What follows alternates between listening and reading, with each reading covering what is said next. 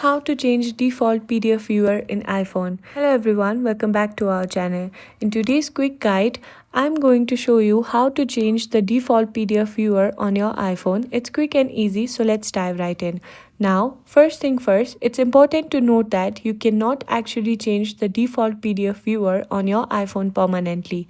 Whenever you open a PDF, it will always open in the inbuilt PDF viewer that comes with your iPhone. For example, let me show you one example here. If I open this PDF over here, you can see that it will opens in the default viewer. But don't worry, there is a workaround. You can download an external PDF viewer app like Acrobat Reader or any other external PDF viewer app. In order to do that, you need to go to your app store and then in the search bar, you need to type PDF viewer. Then you can install any of the PDF viewer from here.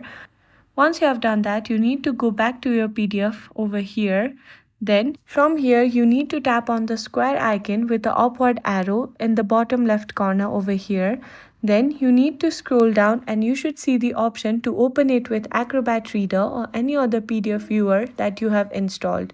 So while you can't change the default viewer permanently, you can easily choose to open your PDF in an external app each time you want to.